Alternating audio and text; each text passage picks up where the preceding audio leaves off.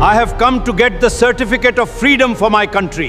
Then you must give me a grave here in England, because I would prefer to die in a free to go back to a slave India. یا تو میرے ملک کو آزادی دو یا پھر مجھے بھی انگلینڈ میں یہ قبر کے لیے جگہ دو، کیونکہ میں ایک غلام ہندوستان میں واپس جانے کے بجائے ایک آزاد ملک میں مرنا پسند کروں گا۔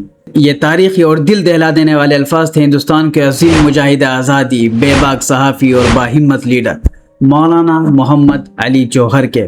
وہی مولانا علی جوہر جن کے نام سے بنی ہوئی آج رامپور کی یونیورسٹی گرائے جانے کی کگار پر ہے۔ آج کی اس ویڈیو میں ہم جانیں گے کہ مولانا محمد علی جوہر تھے کون۔ ہم ہندوستان کے اس شعر کی کہانی سنیں گے جس نے سیاست، صحافت، تعلیم اور آزادی کی جنگ میں ایسے کارنامے انجام دیے کہ انگریز حکومت کی بنیادیں ہل کر رہ گئی۔ مولانا محمد علی جوہر 10 دسمبر 1878 کو رامپور میں پیدا ہوئے۔ ان کا تعلق پٹھانوں کے یوسف زئی قبیلے سے تھا۔ ان کے والد شیخ عبدالعلی خان رامپور کے ایک محترم شخص تھے، لیکن مولانا کے بچپن میں ہی ان کا انتقال ہو گیا۔ والد کے جانے کے بعد سارا بوجھ ان کی والدہ پر آ گیا، وہی والدہ جنہیں پورا ہندوستان عزت سے بی اماں کہتا ہے۔ بی اماں نے اپنے بچوں کی رگوں میں آزادی کا خون دوڑایا۔ انہوں نے اپنے زیورات تک گروی رکھ دیے تاکہ بچوں کو بہترین تعلیم مل سکے۔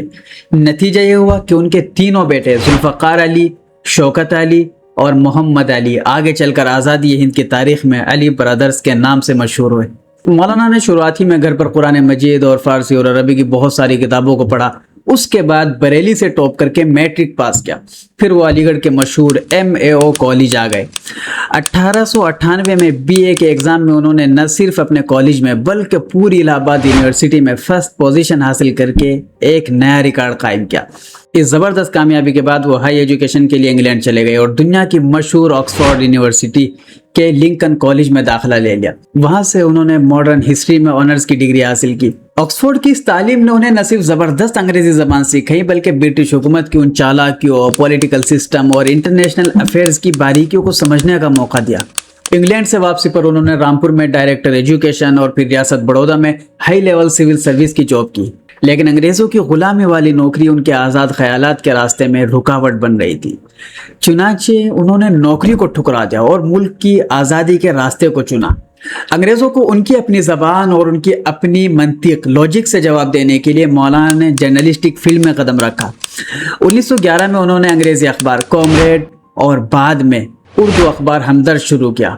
کامریڈ اخبار کی انگریزی، اس کے مضبوط دلائل اور انگریز حکومت پر کھلی تنقید اتنی زبردست ہوتی تھی کہ خود انگریز آفیسرز بھی اسے خوف اور شوق دونوں سے پڑھتے تھے۔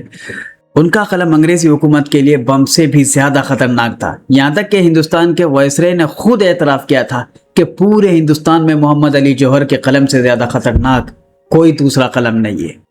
مولانا محمد علی جوہر صرف ایک صحافی نہیں تھے، وہ سیاست کے بھی بڑے کھلاڑی تھے۔ 30 دسمبر 1906 کو ڈھاکہ میں آل انڈیا مسلم لیگ کی بنیاد رکھی گئی تو مولانا اس کے فاؤنڈنگ ممبرز میں شامل رہے۔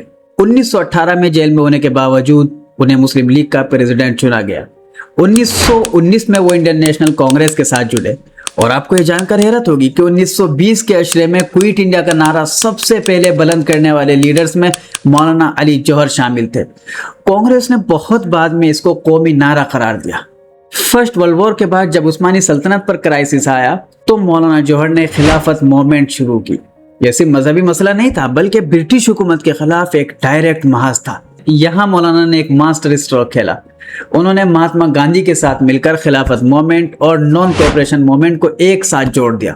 نتیجہ یہ نکلا کہ ہندو اور مسلم ایک ساتھ ایک پرچم کے نیچے انگریزوں کے خلاف سڑکوں پر آ گئے۔ یہ بر صغیر میں ہندو مسلم یونٹی کا سب سے بہترین دور تھا۔ جب گاندھی جی اور مولانا نے برٹش حکومت کے چلائے ہوئے اسکولز اور کالجز کا بائیکاٹ کرنے کی اپیل کی تو علی گڑھ کالج کے انگریز حامی بورڈ نے اس کی مخالفت کی۔ اس کا جواب مولانا نے ایک انقلابی تعلیمی ادارے سے دیا۔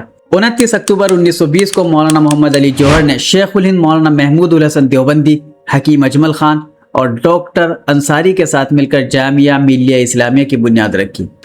ان کا مقصد ایک ایسا ادارہ بنانا تھا جہاں تعلیم کے ساتھ ساتھ اسٹوڈنٹس کے اندر آزادی اور قومی خودداری کا جذبہ پیدا کیا جا سکے۔ 1907 سے لے کر 1930 کے درمیان مولانا کو 6 بار سے زیادہ گرفتار کیا گیا اور انہوں نے زندگی کے 8 سال سے زیادہ جیل کی سلاخوں کے پیچھے کاٹے، لیکن جب مولانا جیل میں ہوتے تو ان کی والدہ بی اما اور ان کی وائف امجدی بیگم پورے ملک کا طوفانی دورہ کرتی اور عوامی میٹنگز میں آزادی کی آگ کو جلائے رکھتی۔ اسی دور میں مشہور زمانہ نعرہ ہندوستان کے بچے بچے کی زبان پر تھا، بولی اماں محمد علی کی جان بیٹا خلافت پہ دے دو۔ 1930 میں first round table conference London میں رکھی گئی۔ مولانا کی صحت اتنی خراب تھی کہ ڈاکٹروں نے سفر سے بالکل منع کر دیا تھا، لیکن مولانا نے کہا کہ وہ اپنے ملک کا مقدمہ لڑنے کے لیے جائیں گے۔ لندن پہنچ کر انہوں نے بیماری کی حالت میں وہ ایک ہسٹوریکل اسپیچ دی جس نے پوری دنیا کو حیران کر دیا۔ انہوں نے صاف صاف کہا کہ یا تو آزادی دو یا پھر مجھے انگلینڈ میں یہ قبر کے لیے جگہ دو۔ 4 جنوری 1931 کو اس عظیم مجاہد آزادی نے لندن میں ہی اپنی آخری سانسیں لی۔